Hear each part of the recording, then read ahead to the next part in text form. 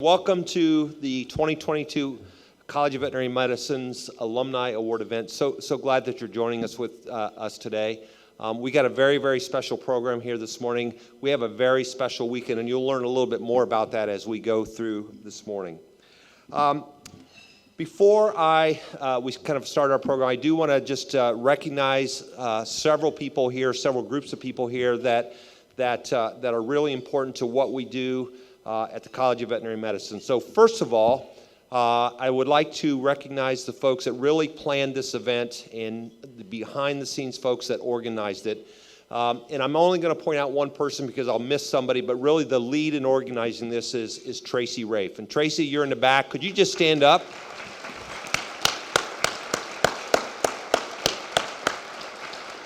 And actually, the rest of the team that helped to organize that is back there with her. So if they could all stand up and be recognized as well. Everybody at that back table. They're not back. Stand, please. Thank you. Thank you very much.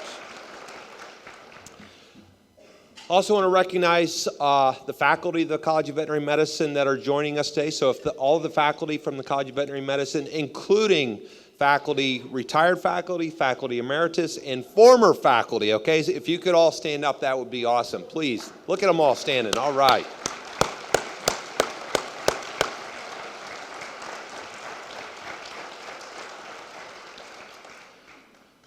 Another group that I know a few are here. So this last spring, we started a new College of Veterinary Medicine advisory group, a group that now has met twice, and a group that is really helping us, helping me, helping our leadership team really think about the future, not only of our College of Veterinary Medicine, but also the future of veterinary medicine in general. So members of the College of Advisory Committee, if you wouldn't mind just standing and being recognized, please stand. There's Liz. There you go.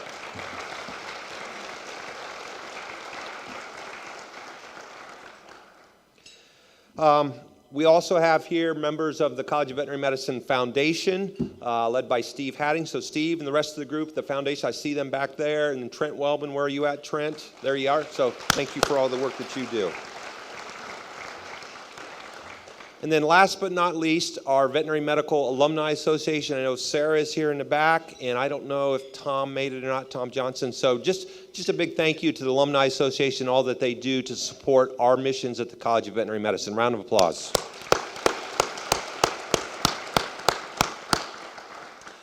And I probably missed somebody, so if anybody else wants to just stand up and be recognized, feel free to do that, okay? All right? All right. Let's recognize those people who didn't stand up, okay? Okay, let's get to our award ceremony.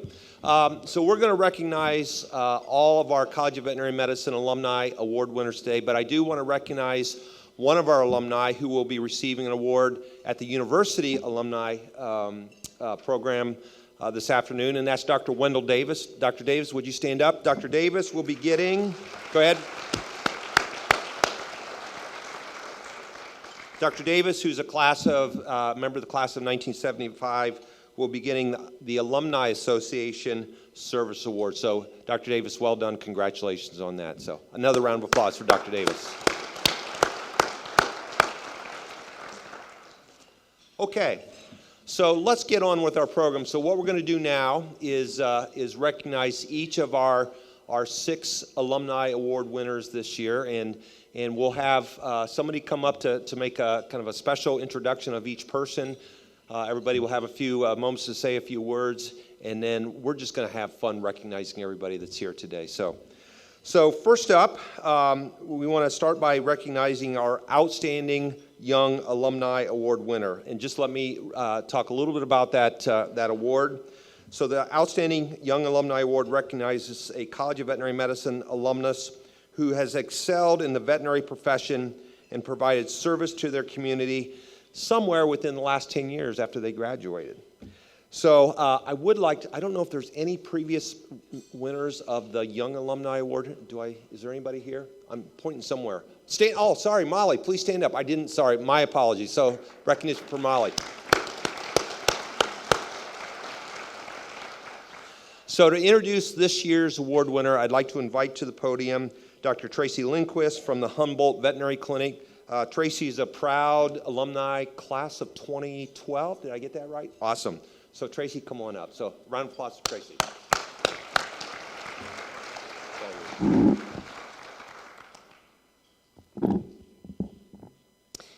Thank you, Dean Grooms and the College of Vet Med for hosting this ceremony and today's awardees. It is my honor to nominate Dr. Aubrey Cordray for the ISU CVM Outstanding Young Alumni Award, and it's great to be back in Ames sharing my nomination with all of you. Please take time this morning to read Dr. Aubrey's bio in your ceremony booklet and learn more about her accomplishments in veterinary medicine and her contributions to our community, as I know I won't do them justice. In just a few short years, Dr. Cordray built a practice in north central Iowa, offering an extensive array of services, all of which can be contributed to her exceptional leadership and commitment to innovation. I am proud to call Dr. Aubrey a colleague in my profession, and I'm extremely proud of the impact she has on my community. Recently, an associate and I were having a break room discussion about Ketsaki Gata, the Japanese concept that blood types shape a person's personality. We learned that our blood type, type O, lacks attention to detail and struggles to be punctual. This was not a surprise, but we were eager to inform Dr. Aubrey that we would be frequently strolling into the clinic late. Our blood type makes us do it. Okay, boss, we said, what's your blood type? She said type A. Here's her Ketsaki Gata description. A blood type personalities are considered perfectionistic, responsible, reliable, trustworthy. They are careful decision makers, very organized. They keep everything neat and in the right place. They might plan everything, and every task they engage in is carried out with a lot of consistency and seriousness. So maybe our blood types do match our personalities.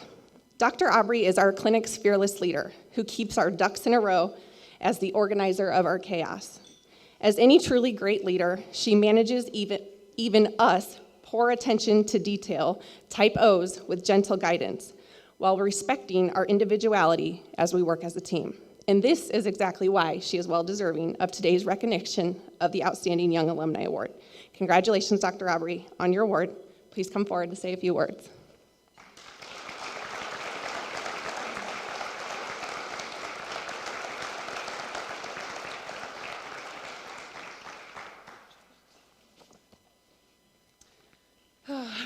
All right, so first of all, thank you so much. And before I say anything else, please just let me say that I'm humbled and I'm honored and I'm just beside myself that I get to even stand up here in front of some of the most prestigious colleagues, organization leaders, business owners, and faculty that there are in our industry.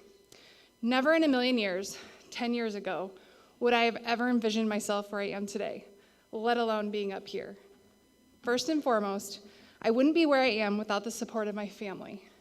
My husband, kids, and parents have been unwavering in their support of whatever adventure or goal that I set my mind to. To my husband, Kevin, thank you for pushing me out of my comfort zone and believing in me when I may not have believed in myself. You are my rock that I know I can always count on. To my kids, thank you for your love. I strive to be the best mom that I can be each and every day. You make me a better person. To my parents, thank you for providing me a solid foundation to fall back on, offering a listening ear or word of encouragement, and always being my biggest cheerleaders. I also wouldn't be where I am if it weren't for our amazing Humboldt Veterinary Clinic team.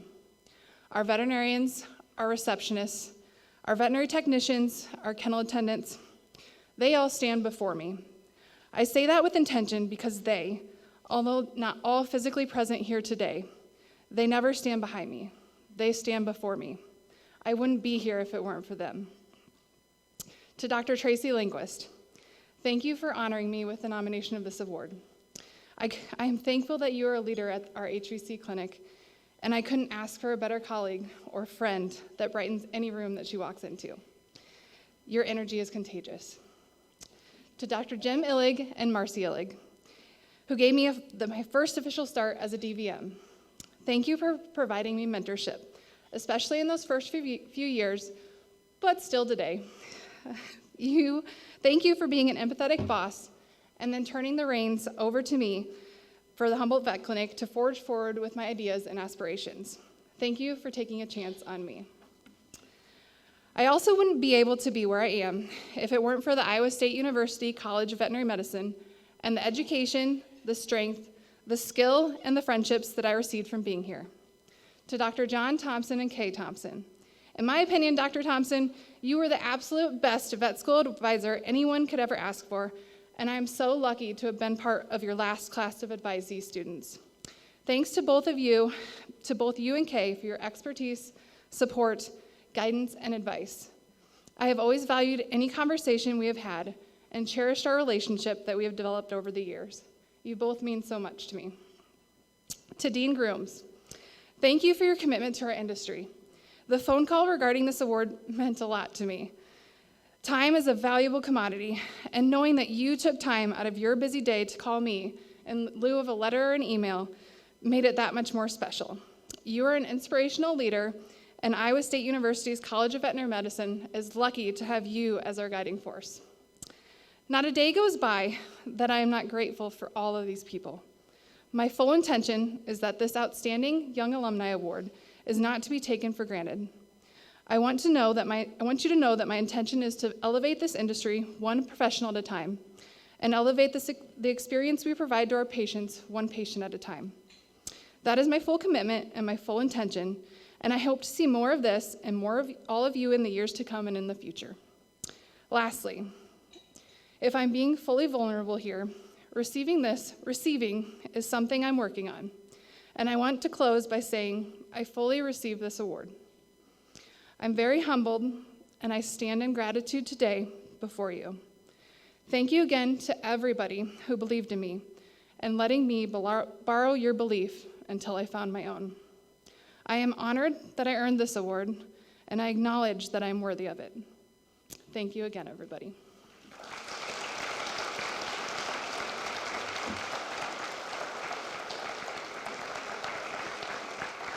This is something special for a special day. Thanks, Aubrey. And I just have to share with you that myself and my executive assistant, Lisa Sebring, and a couple students went up and visited the clinic this summer. And I'm just going to tell each and every one of you here, one word, wow, okay? Just wow, okay? So if you ever get a chance, you're driving through Humboldt, stop in and see the clinic, see what they're doing there, and you'll just be incredibly impressed with what Aubrey and her team are doing right now. So thumbs up. Okay, next up is we're going to present, sorry, I got to find my place here, the Lorraine Hoffman Graduate Award, Alumni Award. So the Hoffman Graduate Alumni Award is given to an individual who received a master's or a PhD from the College of Veterinary Medicine. The award honors individuals who have demonstrated outstanding achievement or leadership in making significant, influential, or innovative contributions to our industry.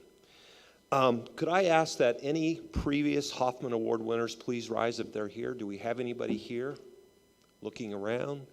So I think we've only had 2 previous winners, so they're kind of few and far between. So I do also want to recognize Lorraine Hoffman. I know Lorraine is here, who the award is named after. Thank you, Lorraine, and thanks for all that you do for the College of Veterinary Medicine in Iowa State. Round of applause for Lorraine.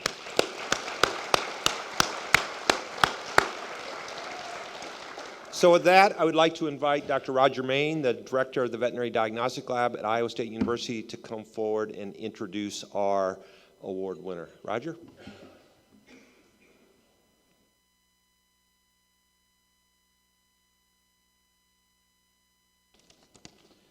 Good afternoon. It's certainly an honor for me to have the opportunity to introduce the recipient, Dr. Howard Hill, for this Lorraine J. Hoffman Graduate Alumni Award. I've had the good fortune of knowing Howard from about this time of year in 1991, when I, as a small town farm kid from West Central Illinois, showed up outside of Howard's office door at the diagnostic lab looking for a job, simply to become an Iowan. And Howard provided me the opportunity for full-time work, at the diagnostic lab, and then at a small research farm outside of town. And I've been fortunate to have the opportunity to work with Howard and work with him or for him in a variety of different capacities ever since that fall of 1991. Howard has been a tremendous mentor and even a better friend. So now a little bit about Howard. Howard grew up in Southern California and then moved to Northern California to pursue his undergraduate and veterinary studies at the University of California, Davis, in which he graduated from that College of Veterinary Medicine in the spring of 1969. And after a short stint in California, they decided to move to Iowa. But maybe the best thing about that happened to Howard by going to Davis, moving north and going to Davis, was he met a lovely young woman named Nancy, who is from Northern California, and then brought her back to Southern California for a year of practice. And I can assure you that I'm guessing that Nancy had no idea what was going to be in store about moving to the Central Plains or to the plains of central Iowa in 1970, where Howard was then pursuing a postdoctoral fellowship, an NIH fellowship, to study rabies at the College of Veterinary Medicine here in Ames, Iowa. And Howard went on to earn his MS in 1972 and then PhD in 74, and then went on to serve as the head of veterinary microbiology section at the Veterinary Diagnostic Lab for the next 20 years. And in 1994, Howard left a very successful career at the Veterinary Diagnostic Lab to pursue a leadership position at Murphy Family Farms, which was a family-owned pork production operation that was centered in southeast North Carolina that was just in the process of opening some offices in Ames, and we're just beginning the expansion to their operations into the Midwest that ultimately became the largest family-owned pork production operation in the world prior to being acquired by Smithfield Foods. And then in 2000, Howard decided he wanted to stay a little closer to home and joined Iowa Select Farms out of Iowa Falls, Iowa, to serve as their director of production. And then in just the very next year was promoted to be the chief operating officer, and then served in a number of senior leadership positions with that organization over the course of the next 13 years, prior to stepping back to serve in an advisory role in 2013, and that is a role that he continues to serve to this day. Howard has been extraordinarily generous with his time in provision of service and leadership to the American Association of Swine Veterinarians, to the Iowa Pork Producer Association, and to the National Pork Producers Council, as well as to a myriad of other state, national, and international animal health organizations over the course of the past 50 years. I personally know of no one who has been more giving of his time and his talents as a veterinary professional to the continued betterment of the Iowa and U.S. pork industry than Howard Hill. Howard's receipt of this Lorraine J. Hoffman Graduate Alumni Award today will add to a number of very well-deserved recognitions that he has received from this College of Veterinary Medicine, the Iowa State College of Agriculture and Life Sciences, the University of California, Davis College of Veterinary Medicine, as well as the American Association of Swine Veterinarians. In addition to all these professional achievements, Howard's heart and true passion resides with his family and his family's farming operation. Howard and Nancy have 3 adult children, Allison, Jared, and Eric, and have been blessed with 11 grandchildren. Howard's current primary source of current occupational engagement, and Howard isn't a guy that's going to retire, I can tell you that. He just keeps going strong. But his current source of primary occupation is working in partnership and in support with his son Eric on their row crop swine, and purebred Angus cattle farming operation located here in central Iowa. So please join me in helping congratulate Howard on the receipt of this prestigious award. Howard.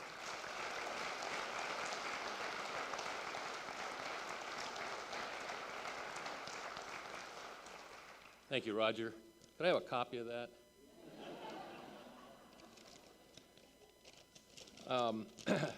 Well, thank you very much.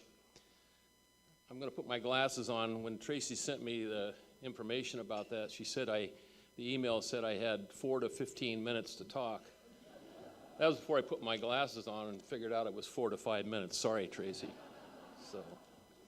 Well, it's a real honor to receive this recognition, particularly this award, because it recognizes Dr. Lorraine Hoffman, who I had the pleasure to work with for 20 years in the diagnostic lab.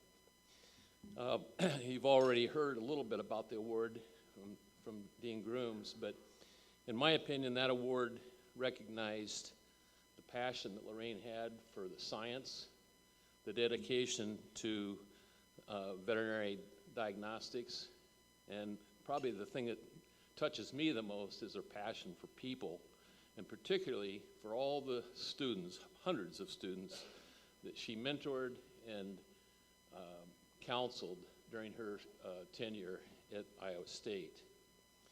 And I mentioned that to her the other day, and I know she's going to get mad at me for saying this, but she said, and we office right next to each other, and I said, yeah, I saw kids going to your office very dejected, some of them crying, and they came out with a smile on their face. And she said, yeah, what you didn't know was I closed the door afterwards, because a lot of times I was crying. So, so that just shows her heart for people. I'd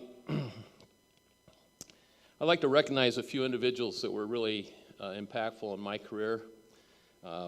Dr. Vaughn Seaton, who unfortunately couldn't be here today, but he was the director of the diagnostic lab during my stay there. And Dr. Seaton hired me as a brand new graduate, hadn't even graduated with my PhD, kind of sight unseen, and he's been a mentor of mine ever since. So we just, the girls here, wave girls, these are all girls from the diagnostic lab. Nancy, you can wave too, you know. They keep real close contact with Dr. Seaton along with Dr. Hoffman, and we just celebrated his 94th birthday a couple weeks ago. Also, during my time with the National Pork Producers Council, Neil Dirks was a real mentor of mine, and I want to acknowledge him. And with the Iowa Pork Producers, Rich Degner, who was the CEO, and then following him was Pat McGonigal, both very helpful for me in my career. Of course, the support of my family is undeniable. I'd like to introduce them quickly. My wife, Nancy, 54 years, putting up with me. I know, you guys are laughing, you know. 40 years, very successful teaching career. My daughter, Allison, and her husband, Joe, and they're both involved in, their family's involved in agriculture with cattle and hogs. And my son, Eric, and his wife, Shan. And Eric is the operator of our diverse farming operation. And then we have a son and daughter-in-law with 4 kids in Washington, D.C. area. And they're also involved in agriculture. He works with Bunge, which is a international grain processor. So we have, as Roger said, we have 11 grandchildren. Our oldest grandchild is a junior in ag business at Iowa State. And her brother, Allison's and Joe's son, I think he's going to go to Iowa State next year. And so I think a lot of our grandchildren are going to go to Iowa State. And you might say, well, that's probably because, you know, you were at Iowa State, and I said, that might not be the case. I think it's probably more the case that I've told them their 529 accounts are only good at Iowa State. and so far they're believing me, so. I want to mention a couple things about the College of Agriculture and the diagnostic lab in particular. I think we have a responsibility to provide a wide range of educational opportunities for our students. And the challenge in doing that is to be good in all areas. And I think the College of Agriculture here at Iowa State University is good in all areas. But they also have excelled by establishing a food animal medicine program that is recognized locally, nationally, and internationally. When I go to meetings any place in the world, they know about the Veterinary Diagnostic Lab at Iowa State University.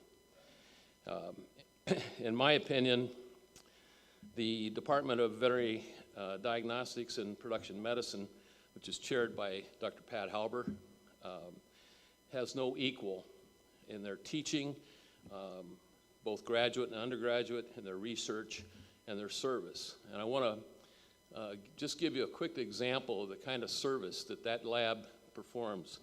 As we meet here today, the James McKean Swine Disease Conference is ongoing at the Sheeman Center. And yesterday, Dr. Jeff Kaizen, the state veterinarian, was giving us an update on high-path AI, which is a very serious disease, as most of you know.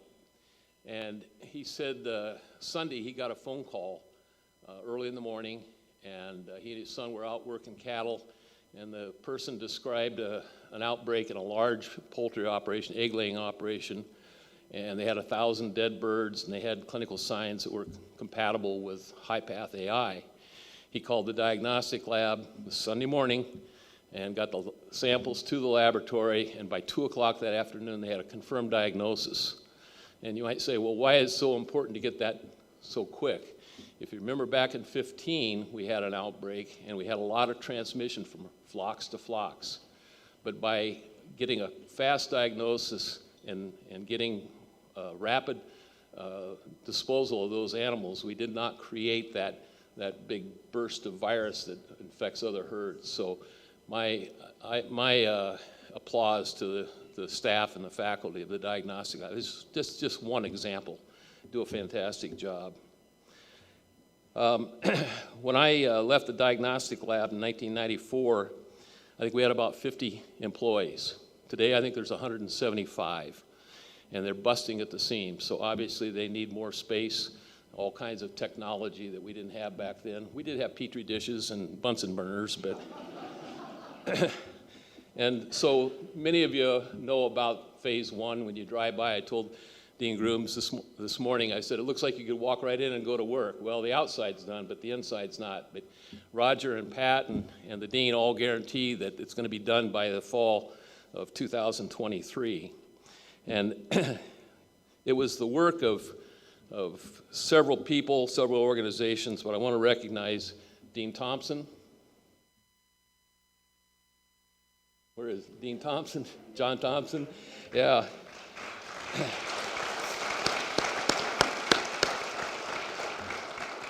Dr. Grooms, Pat Halber, Roger Main. The support from the university was tremendous, or is tremendous.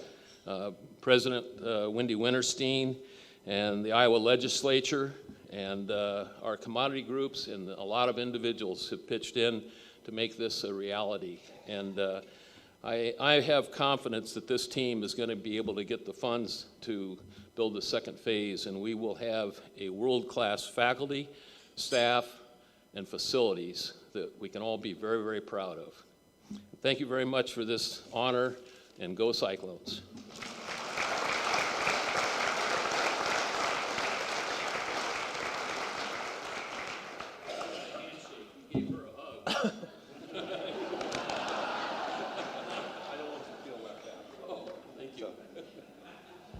Thank you, Howard. So every time I see you from now on, it's going to be a hug, dude. That's all there is to it. So be ready.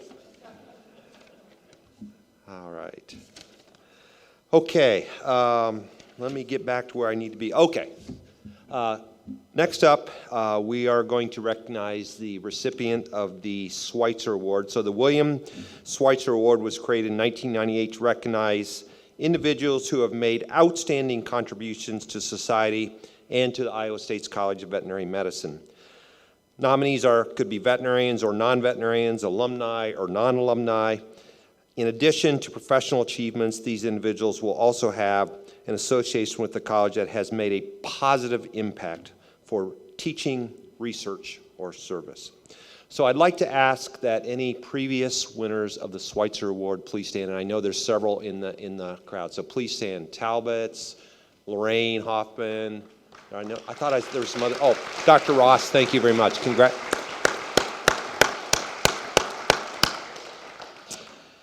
With that, I would like to invite to the podium Dr. Anna Forseth, who is currently the National Pork Producer Council Director of Animal Health. So, Anna.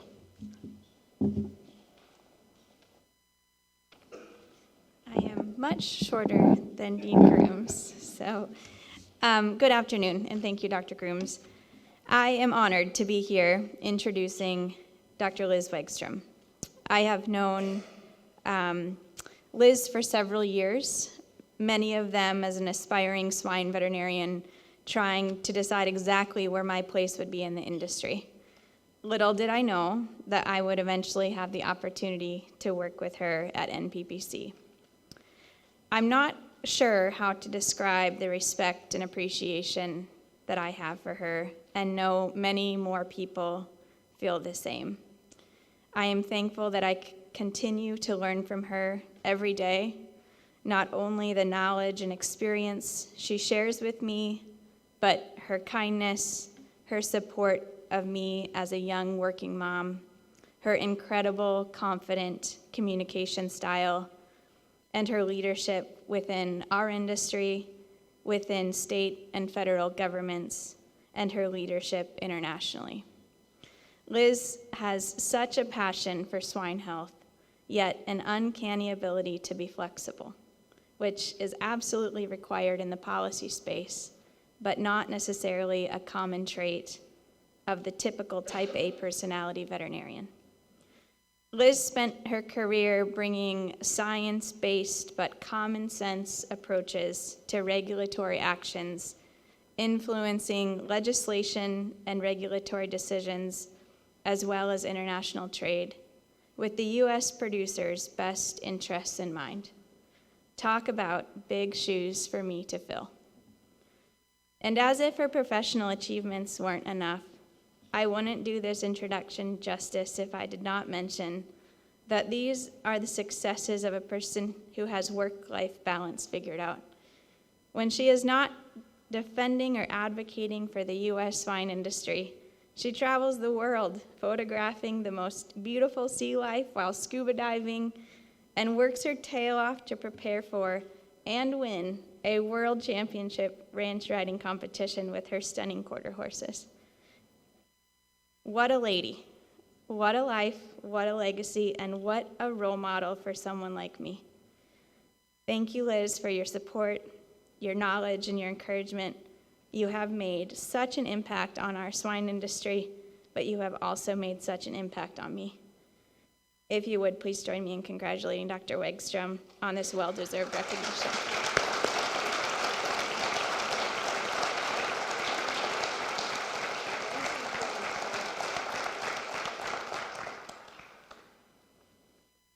Yeah, right. I wasn't going to cry. Thanks, Anna. Thank you all. I really am appreciative of being able to be here. I think there's a saying that says good things happen when you surround yourself with good people. In this room are great people, amazing people, people who have helped me achieve things I couldn't begin to believe I could achieve. First off, I want to recognize my husband, Brian. Many of you don't realize that I was 40. My freshman year of vet school, I started veterinary school. The year my son started high school, I drove 175 miles down the road and said, see you guys next weekend.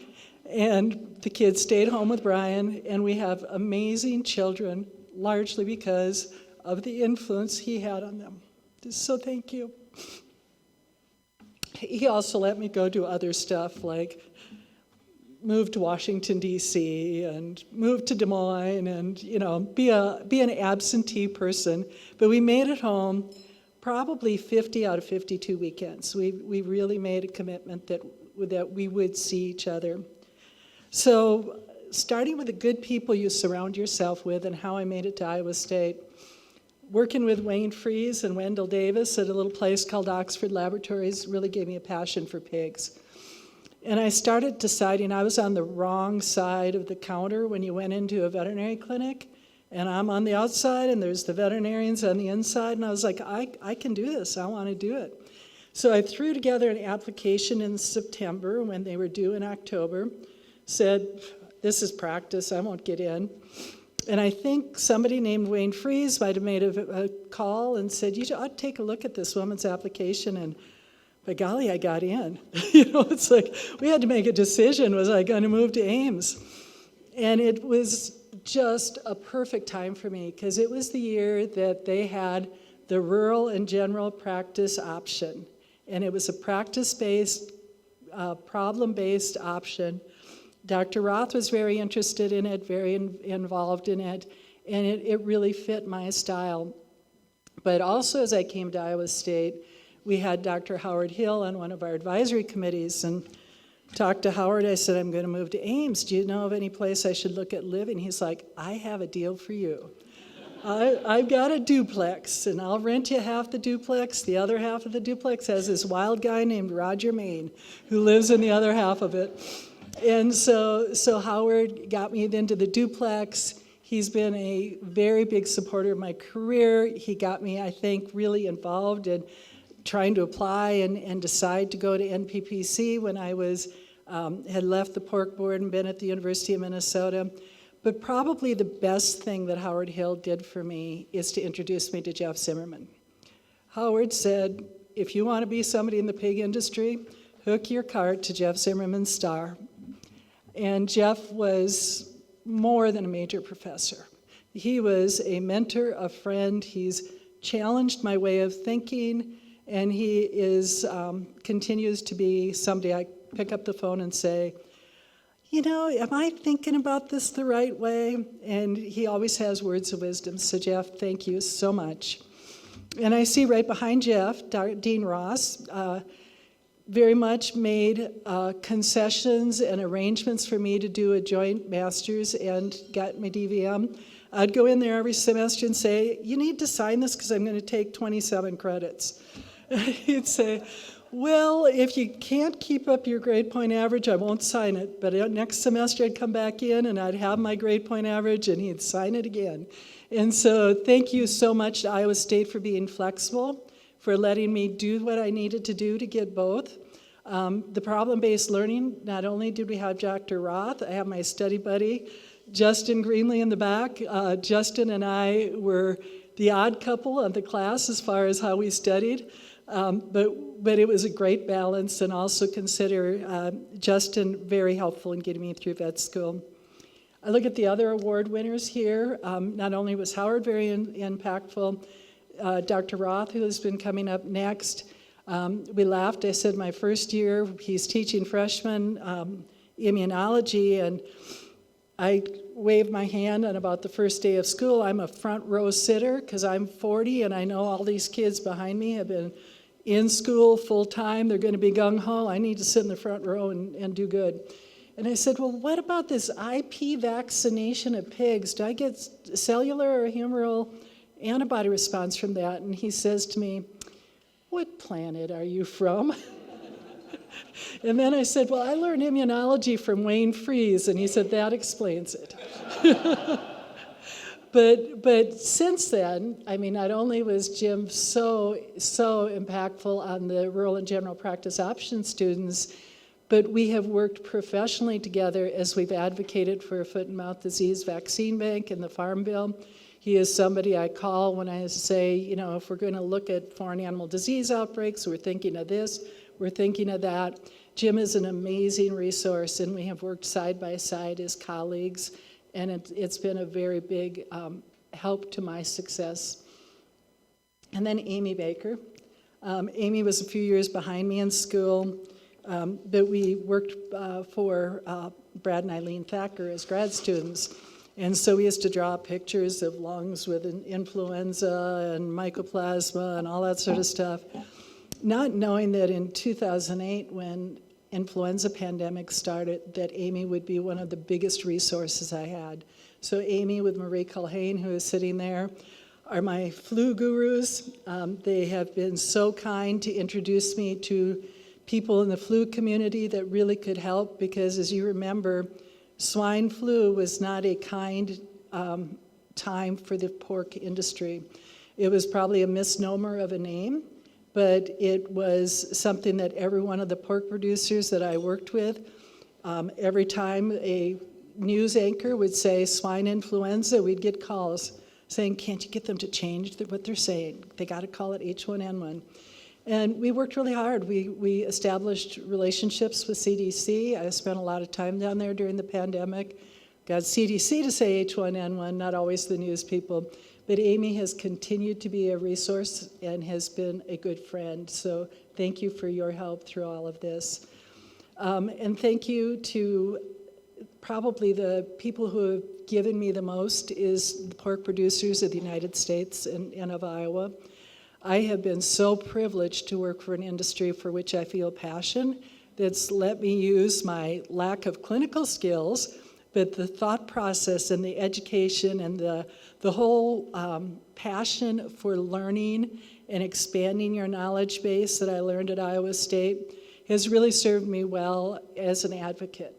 So I can go into a legislator's office or a regulator's office, and I have learned to say, I don't know, but I can find out. And I know where to find out. I know how to find out.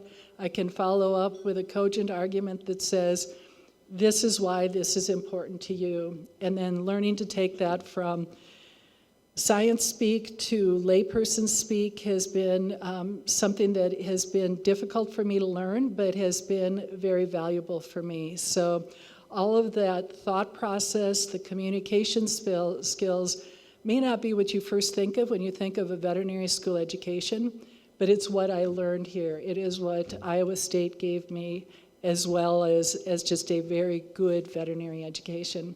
So thank you very much. I'm extremely honored to get this award. I will forever be grateful to Iowa State for everything they have given to me.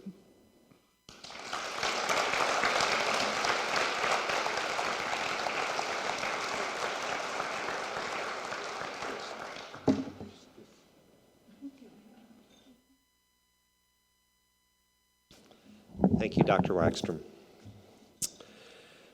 Next, we would like to recognize recipients of our Stange Award.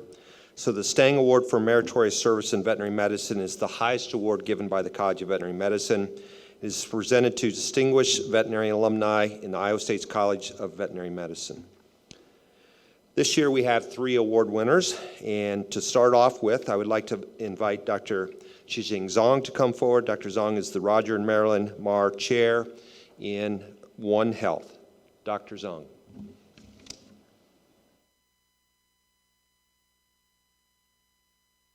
Thank you, Dr. Grooms. Good afternoon. I think Dr. Grooms chose the wrong person to introduce Amy Baker. I think we should let Liz do that, right? She knows Amy so well. But I have known Amy since 2003. When I came back as faculty member, she was still in graduate school with Dr. Arlene Thacker. We share a couple of things in common. First, we all graduated from immunobiology, but I did that 10 years earlier than she did. And also the partial overlap. You know, I worked with Dr. Roth on mycoplasma, and Amy worked with Arlene Thacker. Arlene Thacker worked with Dr. Roth on mycoplasma. So always this connection. So anyway, later on, we work on different things, although we're not in the same discipline, but I'm well aware of Dr. Amy Baker's accomplishment and impact. So I prepared 10 pages introduction because she has so many good things to say. Then Tracy emailed us a couple of days ago, we won't get a couple of minutes. So I will keep my introduction short and sweet, okay? Dr. Amy Baker is distinguished and accomplished virologist. She's known for many contributions, but perhaps is best known for her pioneering work in influenza A virus. Her cutting-edge research discovered unique and emerging flu variants, revealed vaccine-associated enhancement in pneumonia, and developed antigenic cartography of swine and human influenza viruses. Her groundbreaking work is not only instrumental for understanding viral evolution, predicting outbreaks, and conducting disease surveillance, but is also important for developing and optimizing vaccines. Dr. Baker's research truly embraces a One Health approach and has contributed significantly to improving animal and public health. As a testimony to her many accomplishments, Dr. Baker has received numerous awards, including her election into the National Academy of Medicine in 2020, one of the highest honors given to scientists and health professionals. Dr. Baker is a dedicated veterinarian and a problem solver. She knows what's happening in the field and aligns her research on real-world problems that matters to the swine industry. Dr. Baker has provided exemplary service and leadership and is a trust expert and is well respected by people in the industry. Dr. Baker is also a caring and inspiring mentor. She has helped and supported countless people for their career opportunities and for their career success.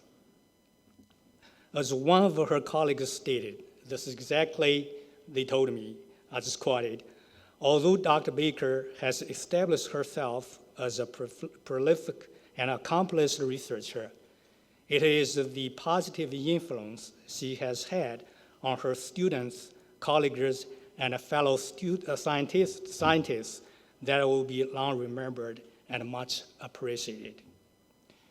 Dr. Baker is truly a role model for people working with her and also collaborate with her. So with that said, I would say Dr. Baker has had a distinguished career, and we are very happy for her receiving this honor, Stange Award. Please join me, congratulations to Dr. Baker, and invite her to come to the podium for a few words.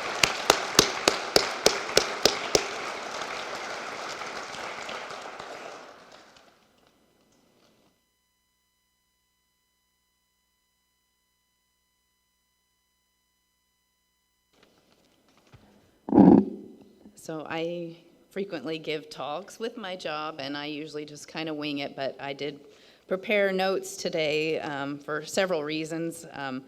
First of all, many of you know who my dad is, so we have a tendency to drift off topic, so I'll try to stay on topic. And also because I had to go after Howard and Liz, so I really feel humbled to be here with both of you and the other awardees. So I'm very appreciative to receive this award. Iowa State has really played a significant role in my family's life.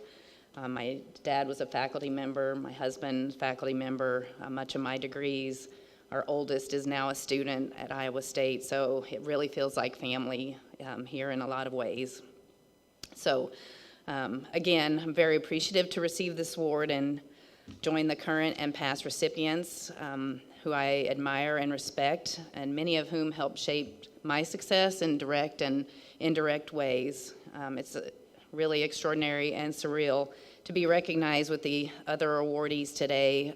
Dr. Patterson, wow, to be listed in the same program as Dr. Patterson, Dr. Roth, who's also played a significant role in my training and career and supporting me, Dr. Wagstrom and Hill, Dr. Cordray. It's great to see a new awardee as well. So, and I also thank Dr. Zong. I think I figured out now maybe who introduces you is also maybe who nominated you. So incredibly appreciative, and then for the rest of you that supported my nomination and all of you here today to celebrate with us. A special thanks to my family for their love and encouragement. My mom and dad are here, Matt, our girls, one of which could be here with us. I just want to thank you today and each and every day for supporting me and doing what I love to do. And I'm so fortunate to have had the world-class training in veterinary medicine and infectious disease research at the College of Veterinary Medicine here at Iowa State, and there is no better place than Ames, Iowa, to do what I do. My PhD advisor, Eileen Thacker, has to be acknowledged because she took a very green student and started me on this path. So many other faculty, I can't name them all. My DVM classmates who thought I was really crazy to do a concurrent PhD at the same time. My PhD lab mates who thought I was crazy to do a veterinary degree at the same time. It was a transformative time for me. And my mentors at the National Animal Disease Center, I didn't go far. I'm still here in Ames over at the USDA campus. Doctors Kelly Lager and Mark Curley, and the many others that led by example, encouraged, and advocated for me. To my colleagues, my technical animal care staff, and students and postdocs that have come through the lab, I often get to be the one on the stage, but it wouldn't be possible without the Flu Crew team, and so I am beyond grateful for them. So I am a Kentucky native. I'm the daughter of a mixed animal practitioner and swine veterinarian, and I resisted the call to veterinary medicine as a young adult because of the long hours and physical demands of the job that I saw my dad and his practice partners put in. I was going to be a medical doctor, a psychiatrist, a swine geneticist, and I could have done those things. But when I imagined the possibilities of being a veterinarian, doing infectious disease research, and then I did a rotation my 4th year at the CDC Influenza Division, I was hooked. So to the students and the early career scientists I get the good fortune to mentor, and our kids as well, my advice is to just keep trying new things and step through the door when a new opportunity opens up until you find the thing that will keep you excited to go to work.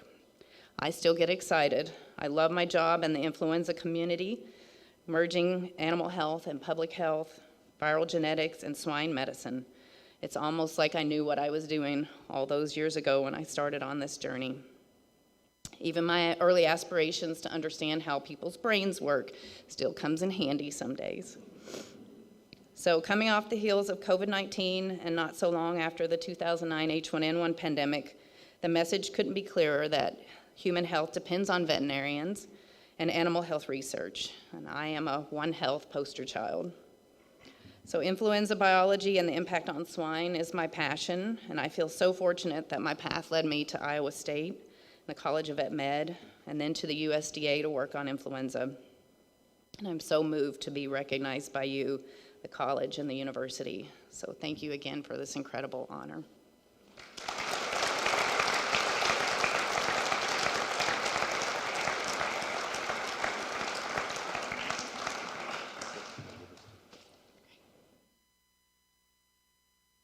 Congratulations, Dr. Baker. I failed. So Grooms failed once again. Sorry. I failed to recognize other Stange Award winners that are with us here today. So could we have previous winners of the Stange Award please stand to be recognized? I know they're here, so please stand. So thank you.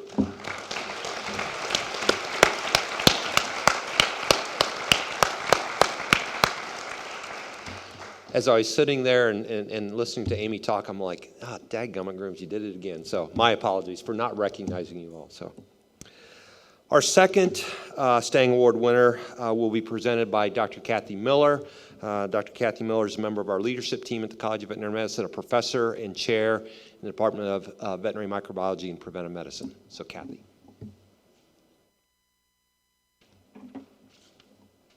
Thank you, Dr. Grooms. So in the process of preparing to receive this award, Dr. Roth was given a space to brag on himself, and he wrote down 5 words. Not possible, I am from Iowa. Now, if you know him, you know that this humble response is very typical of Dr. Roth. Luckily for you all, I'm from Missouri. And Missouri, as you all know, is the show me state.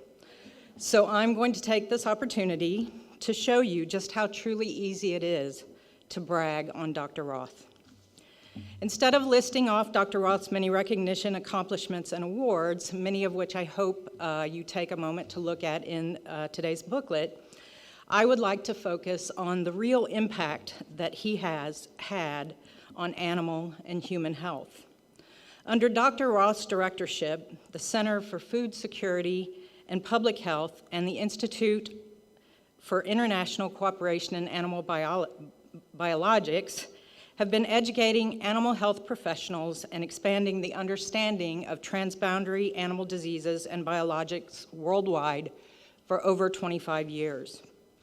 Dr. Roth and his team have worked tirelessly to develop and deliver innovative protocols that are used widely to keep our food supply and the many people who work to produce our food safe. Impressively, this has been accomplished almost entirely through acquisition of external grants and contracts from government agencies and foundations.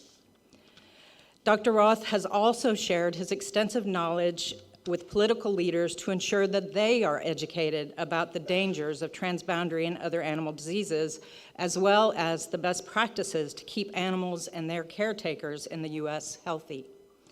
Perhaps most important of all, Dr. Roth is a relentless cheerleader for all of the young animal and public health professionals that he encounters. You've heard his name many times this morning already.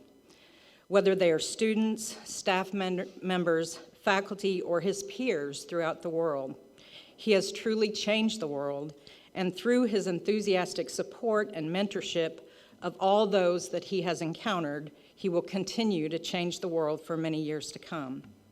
I would like to take this opportunity to personally thank Dr. Roth for all that he has done to boost my career. I know you've done it, even though you haven't bragged to me about it, and welcome him to come up and say a few words about receiving this very deserved award. Congratulations, Dr. Roth.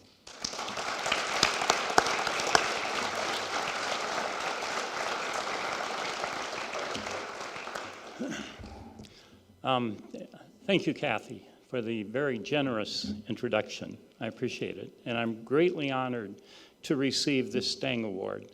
Although I have to say I was hoping for the Outstanding Young Alumnus Award. But after hearing about Dr. Cordray, I decided I didn't measure up, so I'll give up on that one. So the Stange Award started in 1970. I looked up the list of previous recipients. And I've known most of the Stange awardees, and that's one of the reasons I'm so honored to receive this award. And I've had, I think, 3 or 4 classmates, class of 75, the famous class of 75, I should say, who've received this award also. And I'm especially honored to receive it in the same year that Dr. Patterson is recognized for receiving the award. And he's very well represented here, and we'll hear more about Dr. Patterson soon. He graduated 100 years ago, 1923, and I thought, wow, that's really a long time ago. That's 52 years before I graduated. And then I realized that the incoming class next fall will graduate 52 years after I graduated. It's no wonder I didn't get the Outstanding Young Alumnus Award. And that puts it in perspective. It really wasn't all that long ago when Dr. Patterson graduated. I have a lot of mentors who have received this award before, and a lot of mentors who are here, people that taught me, I worked with, former deans. I really appreciate all the great mentorship that I've received. So I have a lot of people to thank. As everything I've done has been a team effort. I want to start with thanking my wife, Jeannie. We started our Iowa State University adventure together in 1969, and she's been there with me the whole time, helping me to be successful, putting up with an awful lot, which I appreciate. She's been there through the good times and the better times, because they've all been good. It's just all been good the whole time. And I want to thank our kids. Yeah, good. There's the picture of our son's wedding in Ely, Minnesota, 2 years ago. It was 2020 when the wedding shrunk down because of COVID, just a family. So you can see our three children, David, Claire, and Emily, and three of our grandchildren, Harper, Abby, and Iris. Iris is the littlest one. What you don't see there is our newest grandchild, who's 9 months old, and his name is James. Nice name. Appreciate that. And my family's been my source of strength and inspiration, keeps me balanced and keeps me going. And I have a lot of people to thank for my career. My early years, I spent almost all of it doing immunology research in cattle and swine. Had over 50 graduate students, had a tremendous group of support staff in the lab, and graduate students. And my advice to young faculty is get really good graduate students, because they can make you look really good. So that's a very important thing to do, and I'm very proud of the graduate students I had. Then the other more recent years, starting in 1988, we started building a center. And the center has evolved now into the Center for Food Security and Public Health, which was established in 2002 after the 9/11 and the anthrax attack to work on preparedness for accidental or intentional introduction of diseases that threaten food security or public health. And I see a whole table full of my center mates back there. Would you stand up? That's in order.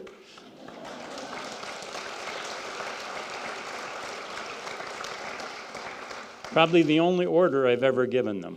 So, and you can see the current staff we have there. We have 12 veterinarians, 2 administrative staff, graphic designers, IT people, all supporting the center, all supported by grants. And they work with me. None of them work for me. We've had great success because everybody works very hard together. And you need to choose excellent colleagues too, not just graduate students. The problem is you don't often know if they're going to be excellent until you've worked with them for a few months. So my other advice to young faculty is be lucky. I've been lucky, and it really helps. And I'll close by saying that ISU and Ames are the best place in the world to pursue a career in animal health. We have the outstanding College of Veterinary Medicine, especially for food-producing animals, but also for companion animals. The College of Agriculture and Life Sciences, and the USDA National Centers for Animal Health, which is the premier center in the U.S. and really the world for livestock research, evaluation of vaccines, all veterinary vaccines, and diagnostics. So we're really fortunate here in Ames. And we're surrounded by the best farmland in the world, which enables Iowa to lead the nation in producing high-quality crops and livestock to feed the world. Another reason why this is a great place to be in animal health. Thank you.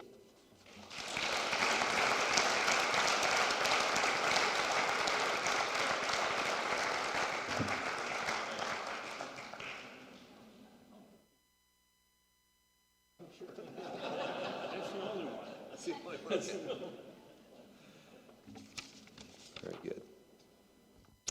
All right. We're just about done, but not quite, because it is with great humbleness that I have the honor to introduce our next Stange Award recipient. Inspired by his mentor, Dr. Edward Evans, who was a 1917 graduate of the Iowa State College of Veterinary Medicine, and driven by his love of animals and science, a young man by the name of Frederick Douglass Patterson enrolled in the Iowa State University's College of Veterinary Medicine. At the time, there were 10 public colleges of veterinary medicine in the United States, and only a handful accepted black students. Dr. Patterson became the 4th black graduate of our College of Veterinary Medicine in 1923, 100 years ago. After his veterinary degree, Dr. Patterson pursued a master's degree in microbiology from our college, and then went on to get a PhD from Cornell University. In 1928, Dr. Patterson was appointed by his mentor, once again, Dr. Evans, to be the head of veterinary division at Tuskegee Institute, now known as Tuskegee University. Then, at the young age of 34, Dr. Patterson became the 3rd president of Tuskegee Institute. During his presidency, Dr. Patterson started the College of Veterinary Medicine at Tuskegee University. He started the College of Engineering, and he also started the Aeronautical Sciences program there, which was the foundation of the Tuskegee Airmen. Understanding the need for financial support of black students to attend college, Dr. Patterson was the founder of the United Negro College Fund, as you all know, an organization that has raised over $5 billion to support black students going to college. Recognizing the impact that he had on higher education and the veterinary profession, President Ronald Reagan awarded Dr. Patterson the Presidential Medal of Freedom in 1987. And I should mention that one person in this room, his niece, Patricia Brown, was with him that day. Over the course of his life, Dr. Patterson inspired Americans of all colors. He influenced higher education policy and practice. He changed the way that philanthropy would be conducted.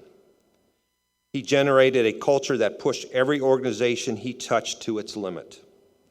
Hundreds of thousands of Americans have and will continue to feel the effects of Dr. Patterson's work and dedication. When I first came to Iowa State 4 years ago, I did not know who Dr. Patterson was. During my time here, I've been able to learn about his life and legacy and impact by visiting with historians such as Brad Kennan and Dave Gieske, who have shared many stories about Dr. Patterson. I've read his autobiography. I've read countless articles about him. Diane Dale shared a book with me about the village that Dr. Patterson and other members of his family grew up in outside of Washington, D.C. Most importantly and most impactfully over the last probably 6 months, I've had the wonderful opportunity to visit with several members of Dr. Patterson's family, many of them who are here today, and some who are visiting with us or joining with us online.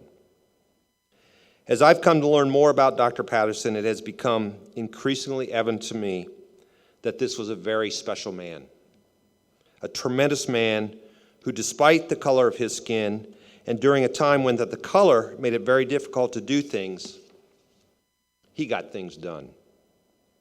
He has and continues to make a difference in the lives of people across this great country. I think the inscription that was on the Presidential Medal of Freedom that Dr. Patterson received sums it up, and I quote, "By his inspiring example of personal excellence and unselfish dedication, he has taught the nation that, in the land of freedom, no mind should go to waste." At this time, I'd like to recognize members of the Patterson family who have joined us this weekend and who lovingly refer to him as Uncle Fred. So first, I'd like to introduce his niece, Patricia Brown, and her husband, Charles, from Williamston, Virginia. So if you just want to raise your hand.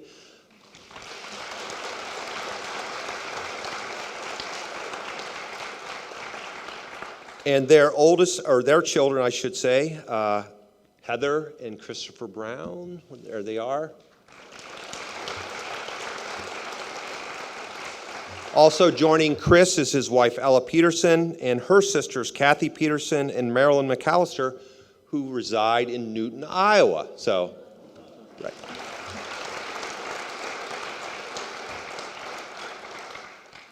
Next is Uncle Fred's great nephew, John Dale, who's right here in the front, and his sister, Diane. Diane.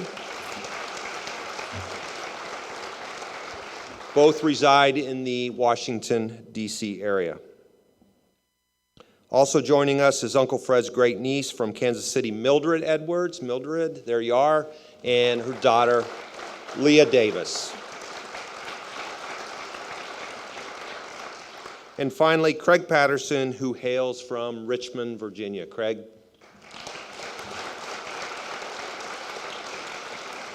And again, if we are live online, I just want to give a big thank you, thumbs up, thank you very much. Just a big shout out to other members of the Patterson family who I've had the opportunity to visit with over the past 6 months who were not able to make it to Ames, and especially to Adrian Dale and Mark Dale, who I interacted with very early on, and they helped me make connections to many members of the family. So please join me in welcoming all of them here to Ames and to Iowa State.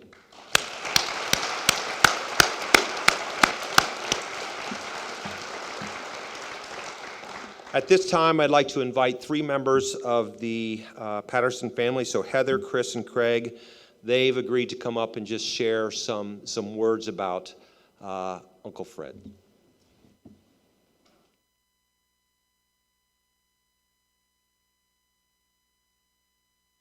Thank you so much for having us here.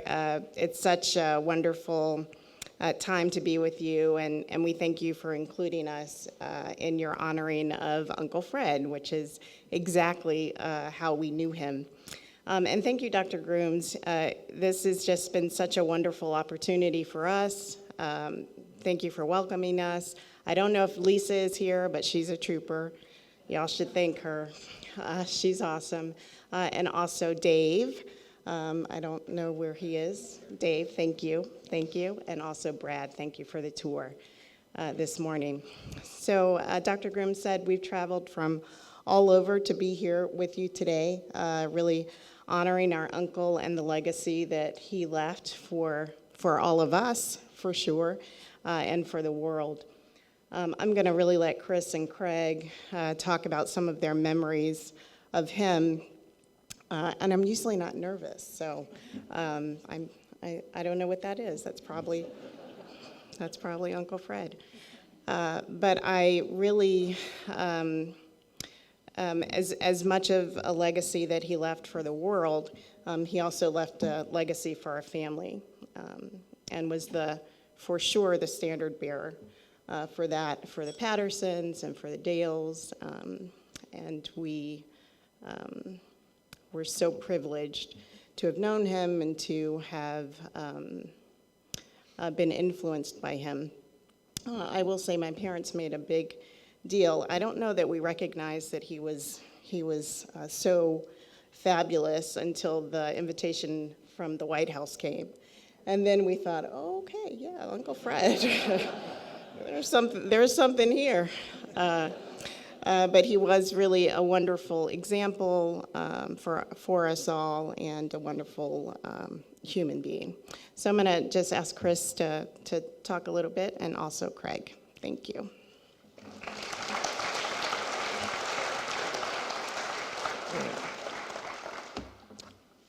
My sister is a much more experienced public speaker, so she doesn't need notes, but I do. So good afternoon. I'm Christopher Patterson Brown. Uncle Frederick Douglass Patterson, was my grandfather's little brother, John Ross Patterson's little brother. My grandfather passed away when my mother was about 8 years old, so I never knew him, but Uncle Fred kind of filled that patriarchal role for us as we were growing up. We'd frequently, pretty much every year, go up to visit them in New Rochelle, New York, and I loved those visits for 2 very specific reasons.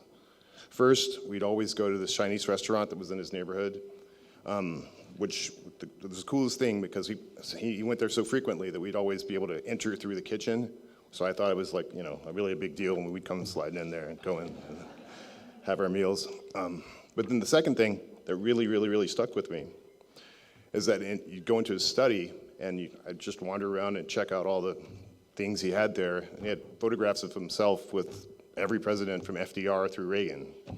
So, just wandering around looking at all of his different mementos and everything. And yeah, I'm a history teacher now, and I feel like probably that's where I started to really become fascinated with history as I was a kid, just wandering around his house.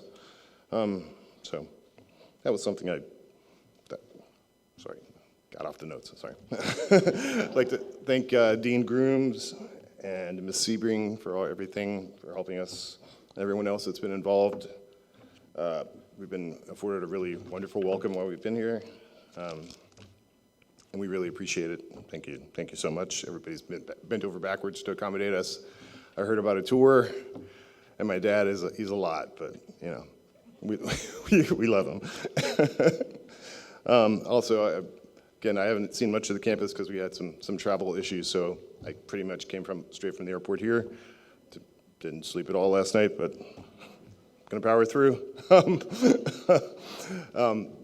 It's truly a great honor that I was voluntold by my mother to accept the Stange Award on behalf of Uncle Fred. As you can imagine, this isn't the first time I've been to an award ceremony for him. The last one I went to, though, was in 1988 when he received the Spingarn Medal from the NAACP.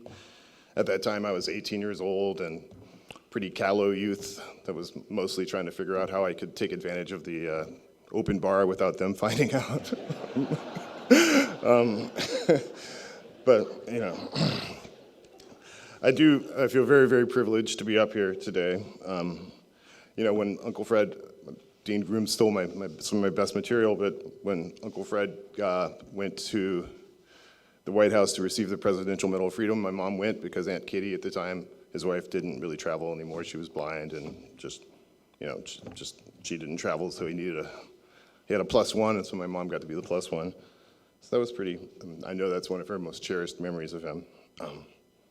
So we fast forward to 35 years later, and I find myself having another opportunity to celebrate his legacy, and it really, really warms my heart that all these years later, you guys are still appreciating who he was and the legacy that he created in the world. So thank you for that. In closing, again, I'd like to thank you all for your hospitality. We've been having a wonderful time. Again, I haven't slept, but and I'm really, really looking forward to the game tomorrow. It should be great fun, but I live in California now, and I don't have any idea what to do with all this rain. So thank you very much, and have a great day.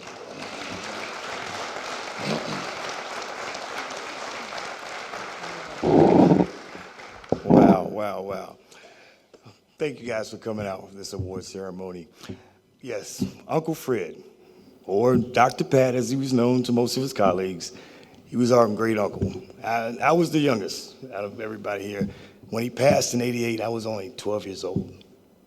But the impact he had on the family is still lasting to this day. My father worked directly for him at one point in fundraising and everything like that, and he learned so much from him. He would always quote him, say things like, well, Dr. Pat would say this, or Dr. Pat would have done this. And one of those things was, before you can raise $1, you must raise a friend. And that was something he used to live by. You have to have friends. Another quote that stuck with me, maybe not, he didn't make it up, I don't think, but it sticks with me, was if you see a turtle on a fence post, he probably didn't get there by himself. And I think about Ms. Wagstrom, Dr. Hill, everybody's connected in here, friends, some kind of way, helping each other. And that to me is the real legacy. It's maybe not his own, but it's everybody's. And that's what the United Negro College Fund was about, helping more people go to school. He understood education was the key. And if you look around today, almost every negative category stat in this country goes back to education, whether it's crime, uneducation. People didn't have education. Poverty, poor health. It almost always goes back to education. So, again, going back to what you said, and my father told me the same thing, that he used the same methodology he learned here to solve other problems. And that was something that really stuck with me, that my father would tell me. Never knowing one day I might come here and even see Iowa State or be talking to everybody like this, but that stuck with me, that you can use those same methodologies in everything you do and solve today's problems. And just going back to that quote, I'll close with that quote again, with the turtle on the fence post. You look around, everybody, I'm listening to everybody's stories, and I'm thinking about Dr. Aubrey and Dr. I think Tracy that nominated you. Everybody's helping each other lift everybody up, and that's what it's really all about. So say that in closing, lift somebody up, pay it forward, all right? Name of Dr. Pat. Thank you.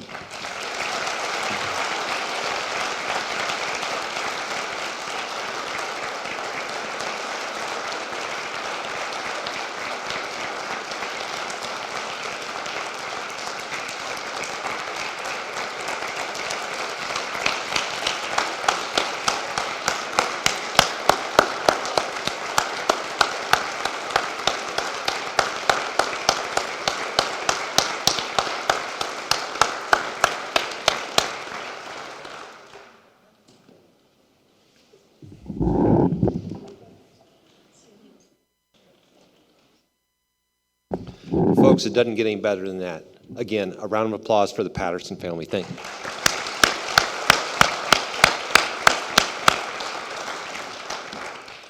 So one final thing that I just want to share with you.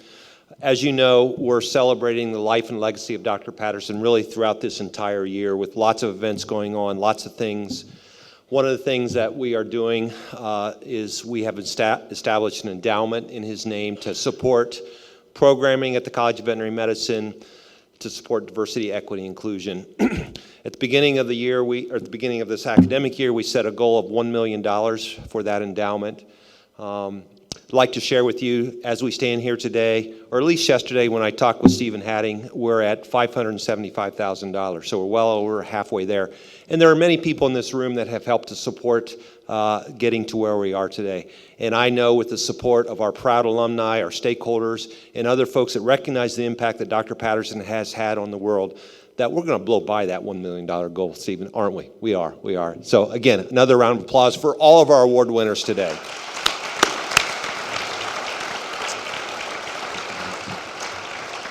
So with that, Tracy has kindly, I say very kindly, told me that we're way behind, which is okay. They're not going to start without us. I want to bring this event to a close. I would like to remind the award winners that we need to be across the street at the Stevens Auditorium in 4 minutes. They won't start without us, I guarantee it. And again, thank you so much for everybody coming today and making this a very special event today. And finally, go Cyclones. Thanks, everybody.